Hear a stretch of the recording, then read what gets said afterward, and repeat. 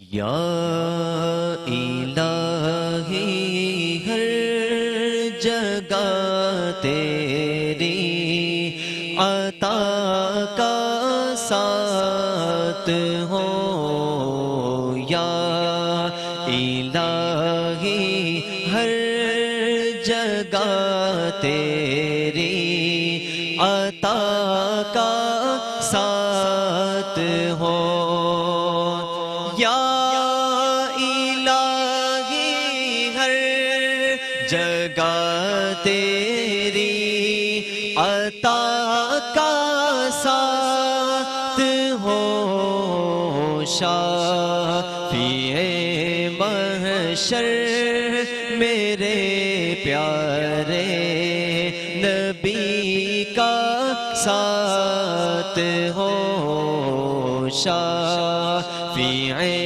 محشر میرے پیارے نبی کا ساتھ ہو، یا الہی کر میاں محشر سے جب بڑھ کے بدن، یا الہی گر میاں محشر سے جب بڑھ کے بدن، دامن محبوب کی ٹھنڈی ہوا کا ساتھ ہو، دامن محبوب کی ٹھنڈی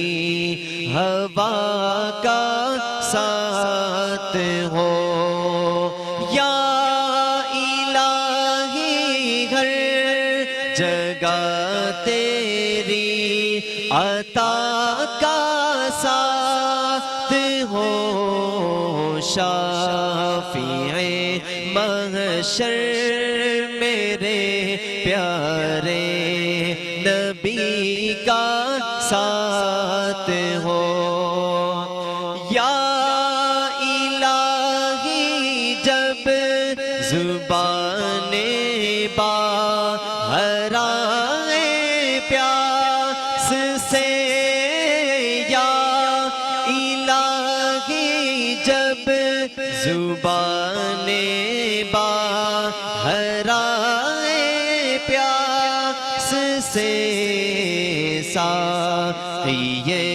کوثر میرے پیارے نبی کا ساتھ ہو، ساقی کوثر میرے پیارے نبی کا ساتھ ہو، یا الہی ہر جگہ تیری عطا کا ساتھ ہو، شافع محشر میرے پیارے نبی کا ساتھ ہو۔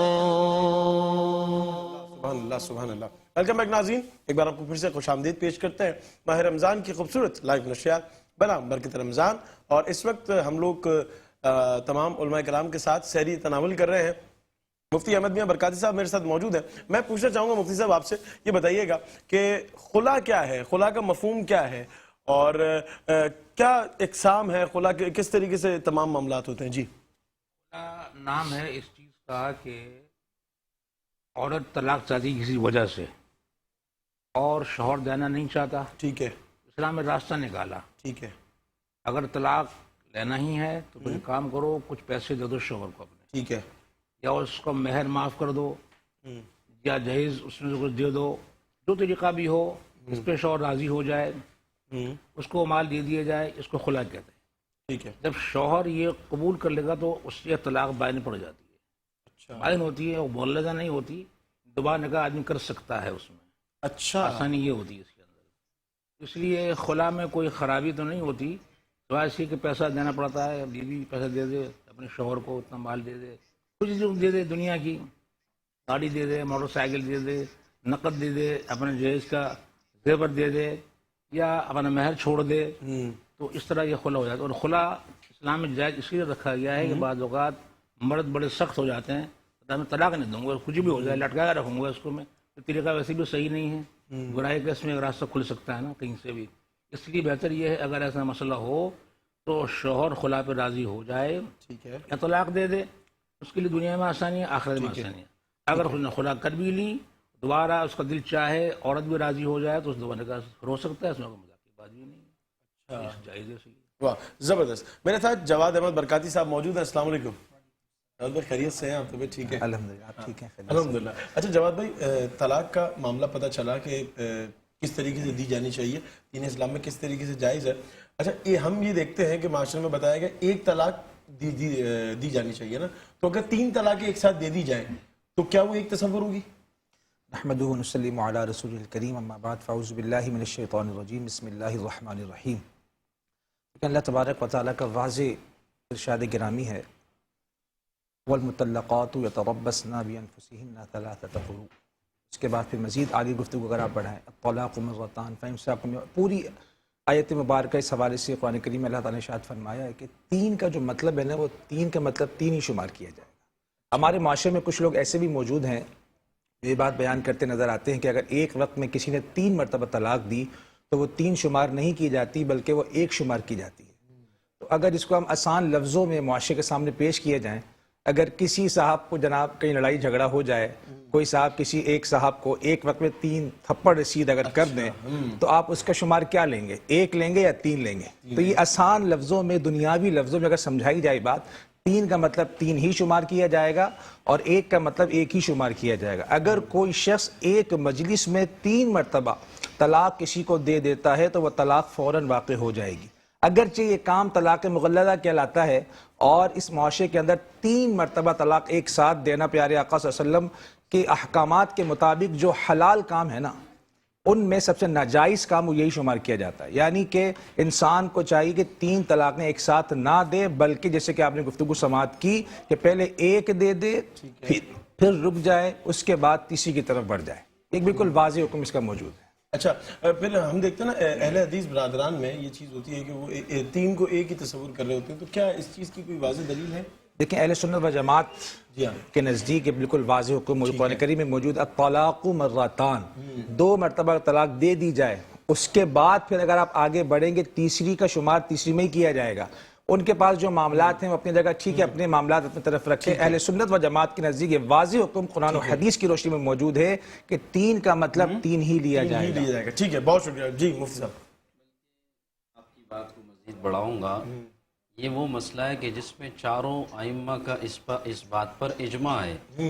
جو 4 ائمہ ہیں، امام اعظم ابو حنیفہ رحمہ اللہ، امام مالک، امام شافعی، امام احمد بن حنبل رحمہ اللہ، ان چاروں کے یہاں 3 طلاقیں 3 ہوتی ہیں، اور یہ چاروں اس مسئلے میں ایک ہی پیش پر کھڑے ہیں۔ اللہ نے واضح فرمایا فَإِن طَلَّقَهَا فَلَا تَحِلُّ لَهُ مِن بَعْدُ حَتَّى تَنكِحَ زَوْجًا غَيْرَهُ، کہ اگر کسی نے 3 طلاقیں دے دی، 2 کے بعد ایک اور دے دی، تیسری بھی دے دی، تو اس کے بعد اس عورت سے دوبارہ نکاح کرنا جائز نہیں جب تک کہ اس کا کہیں اور نکاح نہ ہو۔ یہ واضح اللہ کا حکم ہے۔ تو لہٰذا یہ 3 طلاق کا مسئلہ یہ وہ مسئلہ ہے کہ جس پر چاروں ائمہ کا اجماع ہے۔ اچھا میں قبلہ یہ پوچھنا چاہوں گا، حلالہ کا کیا کانسیپٹ ہے؟ کیا ہے حلالہ؟ کیا اصل میں یہ حلالہ تو ان لوگوں نے اس نام کو پھیلایا ہے، اصل تو اس کا نام نکاح ثانی ہے، عقد ثانی ہے۔ یہ حلالہ کا نام ان لوگوں نے پھیلایا ہے۔ اللہ نے قرآن میں واضح کہا حتیٰ تنکح زوجا غیرہ، یہاں تک کہ وہ دوسری جگہ نکاح کرے۔ یہ عورت عدت گزارے گی اور عدت گزارنے کے بعد اس کا عقد ثانی ہوگا، اور بغیر کسی شرط کے ہوگا، بغیر کسی قید کے ہوگا۔ اس شرط اور اس قید کے بغیر ہوگا، اس کے بعد وہ اس کو طلاق دیتا ہے، پھر عدت گزرے گی، پھر یہ پہلے شوہر کے پاس آ سکتی ہے۔ اس کے علاوہ اور کوئی چارہ نہیں ہے۔ نبی کریم صلی اللہ علیہ وسلم کے زمانے میں بھی اس طرح ایک صحابی نے طلاق دی، اور پھر وہ صحابی آپ علیہ السلام کی خدمت میں حاضر ہوئی تھی۔ وہ سب حدیث مبارکہ کے اندر موجود ہے۔ اس کو عقد ثانی کہتے ہیں۔ حلالے کا نام چونکہ ان لوگوں نے इस बात को यूँ समझिए कि एक बदनाम करने के लिए इस नाम को फैलाया। मुफ्ती साहब ये बताइएगा, कोर्ट से जो खुला ली जाती है, कोर्ट से जो तलाक ली जाती है, उसका क्या हुक्म है? क्या वो माननी चाहिए? क्या मामला था? सवाल ये है कि कोर्ट में उसको खुला कौन दे रहा है, तलाक कौन दे रहा है? वो कोर्ट तो शोर नहीं है उसका, इख्तियार अल्लाह ने शोहर को दिया है। ठीक है, यदि उक़्दतुन निकाह, निकाह की गिरह शोहर के हाथ में है, ठीक है, ना किसी जज के हाथ में, ना वकील के हाथ में, ना मेरे हाथ में, ना मेरे बाप के हाथ में, और उसके बाप के हाथ में। सिर्फ और सिर्फ शोहर को इख्तियार है निकाह की गिरह खोल सकता है। जो तरीका आजकल राइज है खुला का, कचहरियों में, कोर्टों में राइज है, उससे खुला नहीं होता। उसकी बीवी वदस्तुर बीवी ही रहती है और उसके साथ आ सकती है बगैर किसी निकाह के। उस बीवी के लिए अगर जो खुला कबूल नहीं किया है और मना कर मैं खुला नहीं करता, तो बीवी उसकी रहेगी, कोई भी लिख के दे दे उसको। अच्छा, बिल्कुल, ये तो पक्की बात है। अच्छा ये बताइएगा मुफ्ती साहब कि खुला देने का हक सिर्फ मर्द को ही क्यों है, औरत क्यों नहीं दे सकती? क्या तलाक देने का हक जो है वो सिर्फ मर्द को क्यों है? मर्द ही क्यों कह सकता है? जी, औरत को इख्तियार तो दिया, तुम खुला कर लो, और खुला मिल गया ना, औरत को इख्तियार, तो खुला कर भेज दे उसको, तो तलाक मिल जाएगी। लेकिन असल बात क्या है, सरकार इस्लाम ने फरमाया कि औरत नाक़िसुल अक्ल है, औरत की अक्ल जरा थोड़ी सी कमज़ोर होती है। ठीक है, वो जल्दबाजी में जल्द फैसला करेगी और फैसला गलत कर देगी, काम खराब हो जाएगा, उसको इख्तियार नहीं दिया। मर्द इतनी सोचता है मैं एक काम करूँ कि ना करूँ, आग लगाऊँ कि ना लगाऊँ, वो फौरन लगा देगी आग। ये बात देखी हुई है, पर सब जमाना जानता है। इसलिए अल्लाह ने फरमाया, उसी बाद एक फरमाया क़वामून अलन्निसा, मर्द औरतों पर भारी हैं, गोया कि वो ज़्यादा मजबूत हैं। औरतों मुकाबले में जो मजबूत है उसको देंगे ना इख्तियार हम। जी हाँ, कच्चे इख्तियार क्यों दिया जाए? जी हाँ, इसलिए मर्दों को इख्तियार दे दिया, और औरतों को खाली यही दिया कि खुला वो ले सकती हैं, ठीक है, वो उसमें कायम हो जाएगा। ज़बरदस्त। जमात भाई ये बताइएगा कि हम लोग जो इस वक्त माशरे में देखते हैं, नशे का दौर ज़्यादा है, और अगर कोई नशे की हालत में है, कुछ नशा किया हुआ है, नशावर चीज़ ली हुई है, उस हालत में अगर वो तलाक देता है तो क्या वो मानी जाएगी, नहीं मानी जाएगी? देखिए, ये भी बड़ा प्यारा सवाल है कि इस दौर के अंदर आजकल कुछ साहिबान ऐसा कर लेते हैं और बाद में आकर बयान देते नजर आते हैं कि मैं नशे की हालत में था और मैंने कुछ मामला शराब की किए हुए थे, दीगर जो भी मामला किए हुए थे। उससे ये पूछा जाए, भाई अगर तुम्हारे सामने उस वक्त एक कोई चीज़ ऐसी हो जिससे तुम नुकसान पहुंचाना चाहो, तो तुम उससे अपने आप को नुकसान तो नहीं पहुंचा रहे। अब तुम लगे तलाक की तरफ जब बढ़ रहे हो, तुम्हें वादे समझ में आ रहा है कि मैं तलाक दे रहा हूँ। अब तलाक की बात पे तो तुम बिल्कुल समझदारी का एक इम्कान तुम्हारे अंदर पैदा हो रहा है, लेकिन नुकसान की जब बात आ रही है तो वो तुम अपने ऊपर जाहिर नहीं करना चाह रहे। देखिए ना, अगर पिस्तौल किसी के हाथ में दे दी जाए, गोली चलाए, गोली चलाने के बाद क्या होगा? आदमी बचेगा या नहीं बचेगा? नहीं बचेगा। ये तो अगर बिल्कुल डायरेक्ट सीने पे चली जाए या किसी ऐसे हिस्से पर लग जाए, फौरन मौत वाक़ हो जाए तो हो जाएगी ना। तो नशे की हालत में भी ये देखना पड़ेगा, उस शख्स के साथ उससे बात करनी पड़ेगी, उसके मामलात देखने पड़ेंगे, उसके मामलात कैसे हैं। जब इंसान दारुल अफ्ता में हाजिर होगा, सवालात मुफ्तियान किराम करेंगे, उसके बाद ही इसका वाज़ेह मौक़िफ़ दिया जा सकेगा। मुफ्ती साहब ये बताइएगा, गुस्से की हालत में ना चाहते हुए तो बंदा अगर जो है ना वो उस वक्त नहीं भी हो और वो किसी चीज़ पर जो है वो एक ऐसा प्रेशर आ जाए, वो तलाक के अल्फाज निकल जाए, तो हो जाएगी? चीज़ें ऐसी है जिनके बारे में फरमाया कि उनका मजाक भी हकीकत है और उनकी हकीकत भी हकीकत है। सलासुन जिद्दुन जिद्दुन व हज़्लुहुन जिद्दुन अन निकाह व तलाक़ वल इताक़। ये तीन चीज़ें ऐसी हैं कि उनका मजाक भी हकीकत है और उनकी हकीकत भी हकीकत है। तो गुस्से की हालत में तलाक देना, मुझे ये बताइए, जितनी भी तलाक़ें हो रही हैं कोई खुशी से तो नहीं देता, गुस्से में ये दी जाती है। और ये भी जहन में रखें कि कोई शख्स, ये फुक़हा ने लिखा, अपनी बीवी का नाम लेकर किसी दीवार को कहे कि भाई तलाक हो और कोई मौजूद नहीं है, तब भी तलाक हो जाएगी। अच्छा जी, बाज़ लोग ये समझते हैं कि मेरी बीवी सामने नहीं थी, वो मेरे अल्फाज तो उन्होंने नहीं सुने, तलाक हो जाती है। मैसेज पे दें, तलाक हो जाती है। वो अगरचे आपके सामने नहीं है, आपने उनका नाम ले लिया और आपने दीवार आपके सामने था, आपने मुखातब किया, आपने उनका नाम लिया, तलाक हो जाएगी। अगरचे आपकी बीवी ने वो अल्फाज नहीं सुने। ये जो तलाक है, इसका मजाक भी जो है वो हकीकत है। अच्छा मुफ्ती साहब, ऐसा एक केस हमने सुना था, वो ये था कि बेटे के मोबाइल से बाप ने मैसेज कर दिया बहू को तलाक का, तो क्या तलाक हो गई? देखें, अगर वो बाप ने मैसेज किया बहू को, तो चूंकि बेटे ने नहीं किया, तो सूरत में तलाक नहीं होगी। तो मोबाइल बेटे का था, नंबर मोबाइल अगर बेटे का, उससे नहीं होता। अगर बेटे ने मैसेज किया है तो उस सूरत में तलाक हो जाएगी। ठीक है।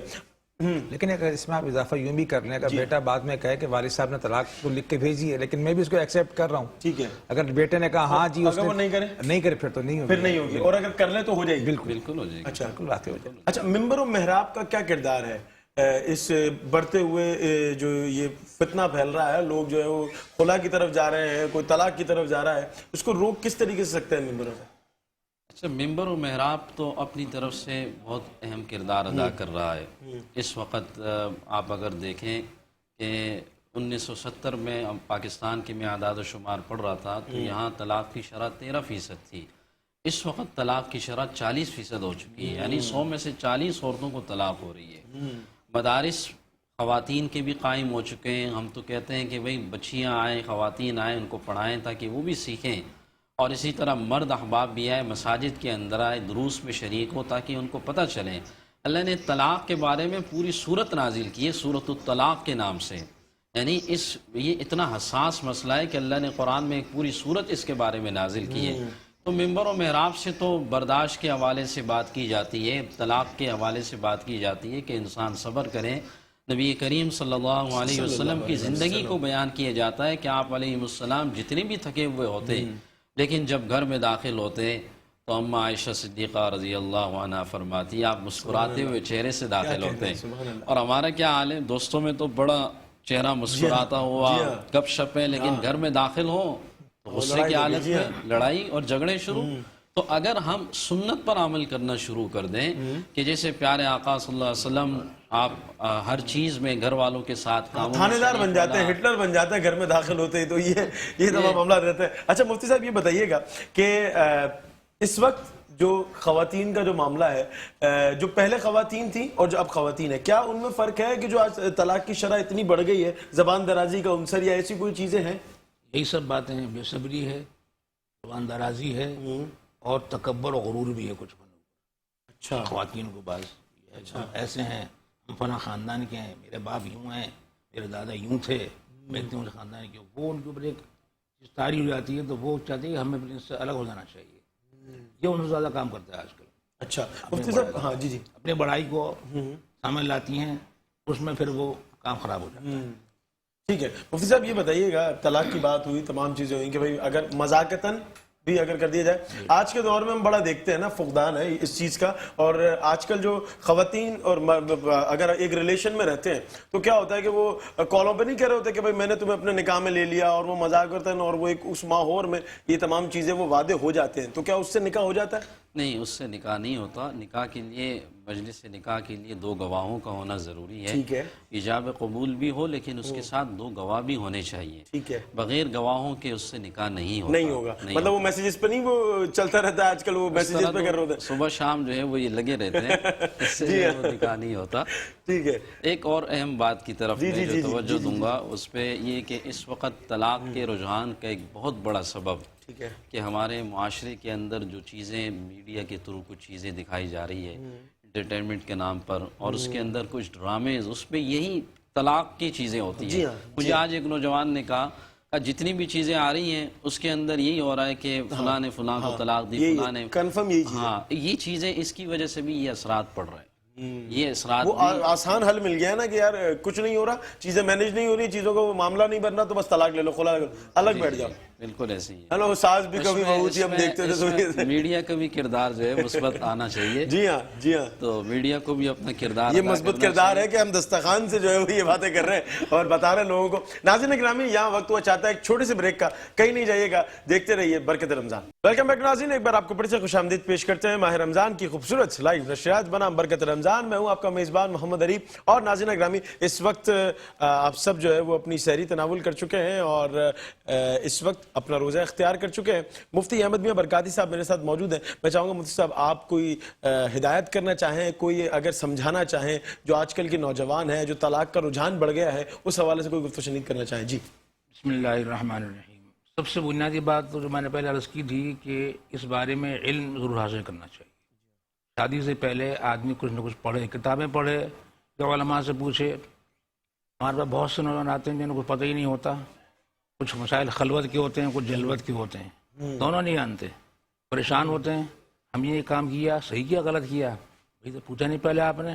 تو یہ بات ضروری ہے کم از کم 2-3 مہینے ہر آدمی کسی کے پاس بیٹھ کے عالم کے پاس مسائل شادی کے سیکھے اور نکاح کے سیکھے، طلاق کے سیکھے، اور اس کے بعد پھر جب شادی کا نمبر آئے تب بھی کوشش یہ کرے کہ رشتہ اس کی پسند کا ہی ہو، اور وہ ایک نگاہ ضرور آنے والی بیوی کو دیکھ لے، اسلام میں جائز ہے یہ ایک نگاہ، اچھا بار بار نہیں، ایک بار دیکھ لیا پسند کر لیا، سبحان اللہ، اچھا یہ اسلام میں موجود ہے، اچھا یہ گنجائش ہے؟ بالکل ہے، کیوں نہیں ہے، لوگ نہیں جانتے یہ بات لیکن ایسا کرے، پھر وہ جب کیا ہوتا ہے نکاح کر لیا، یہ پسند نہیں آئی، وہیں سے کام خراب ہونا شروع ہو گیا، تو وہ اس کو دیکھے یہ اس کو دیکھ لے، ایک نگاہ دیکھ لے، ایک نگاہ دیکھ لیں، بس وہ کافی نہیں شاد ہونے کے لیے دل جم جائے گا اس کے اوپر۔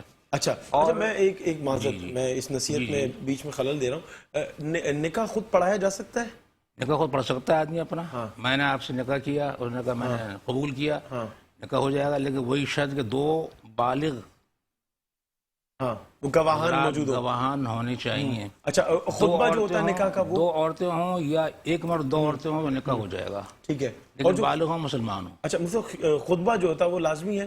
خطبہ سنت ہے، سنت ہے، پڑھے تو ماشاءاللہ، نہ پڑھے تو اس میں کوئی گناہ نہیں ہوگا، نہ اس کا نکاح ہو جائے گا۔ ٹھیک ہے جی، آپ کچھ فرما رہے تھے، معذرت قطع بس وہ میں نے عرض کر دیا کہ لا علمی سے بہت سے مسائل غلط ہو جاتے ہیں، علم حاصل کرے اور علم کے لیے پوچھے جا کے علماء سے، فرمایا رب کریم نے جل وعلا نے فصلوا علی الذکر ان کنتم لا تعلمون، پوچھو جا کے اہل ذکر سے، تم نہیں جانتے تو خود فائدہ مت کیا کرو، پہلے پوچھا کرو، ہر کام آدمی پوچھنا چاہیے آدمی کو، آج کل بالکل نہیں پوچھتے، اچھا بتاؤ تو پھر وہ شرماتے ہیں، ہم کو شرم بھی آتی ہے، ہم کیسے پوچھیں، بھائی لکھ کے پوچھ لو، زبانی پوچھ لو، فون سے پوچھ لو، پوچھو ضرور، یہ بڑے اہم مسائل ہوتے ہیں، اور ان میں بہت سے دفعہ پھر آدمی گناہ میں مبتلا ہو جاتا ہے، وہ گناہ بڑے بھی ہو جاتے ہیں، اس لیے صحیح لائن میں چلنے کے لیے علماء سے پوچھنا، رابطہ رکھنا، مشورہ کرنا، خواہ وہ چھوٹی عمر کے ہوں بڑی عمر کے، جب شادی کر رہے ہیں تو ان کو سب کچھ بات معلوم ہونا لازمی ہونی چاہیے۔ واہ زبردست۔ مفتی صاحب آپ کوئی پیغام دینا چاہیں گے، کوئی نصیحت دینا چاہیں گے؟ 1 منٹ ہے ہمارے پاس۔ بسم اللہ الرحمن الرحیم۔ سب سے اہم بات تو وہ صبر اور برداشت۔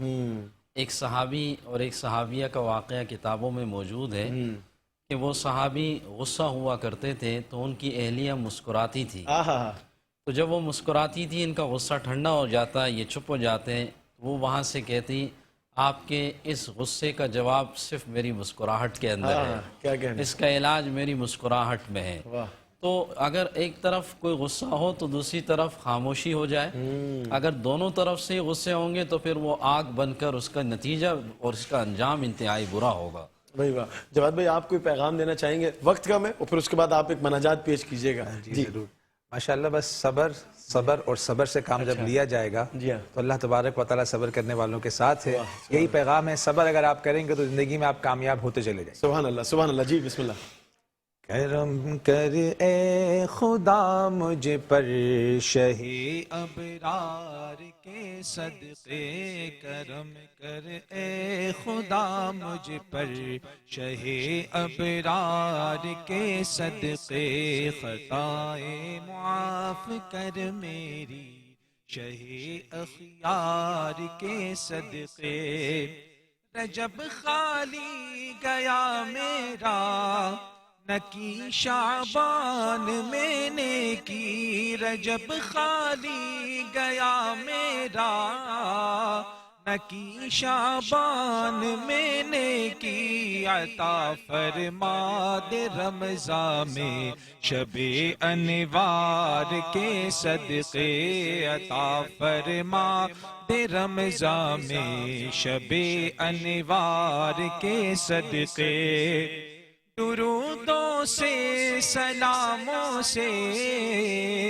نبی کی نعت پڑھتا ہوں، درودوں سے سلاموں سے نبی کی نعت پڑھتا ہوں، خدایا بخش دے مجھ کو نبی مختار کے صدقے، خدایا بخش دے مجھ کو نبی مختار کے صدقے، یہ حافظ خاطی و عاصی نبی کے در پہ آیا ہے، یہ حافظ خاطی و عاصی نبی کے در پہ آیا ہے خدایا پھر کرم فرما شہ ابرار کے صدقے خدایا پھر کرم فرما شہ ابرار کے صدقے.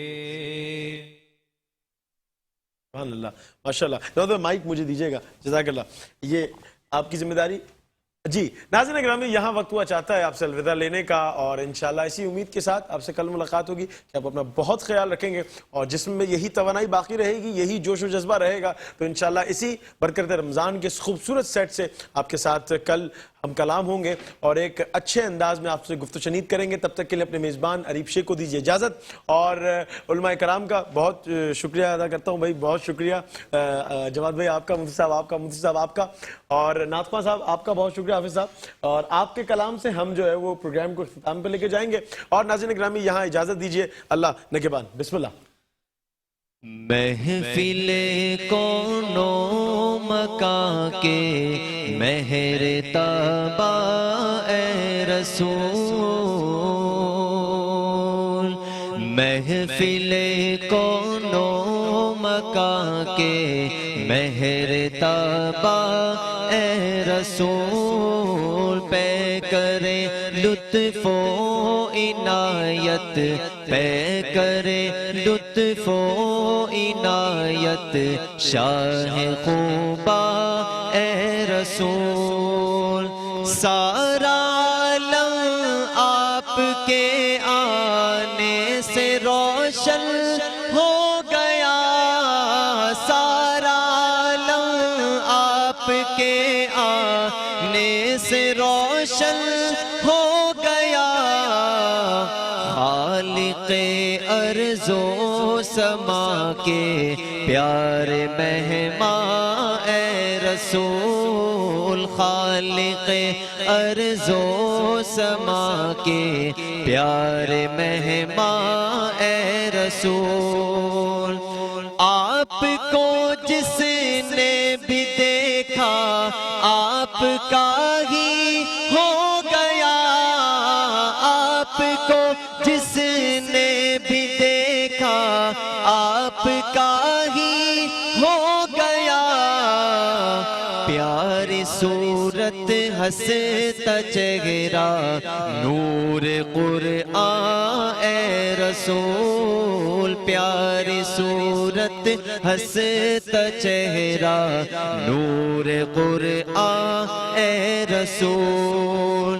انگلیوں سے چشم جاری کنکروں نے دی گواہی, انگلیوں سے چشم جاری کنکروں نے دی گواہی.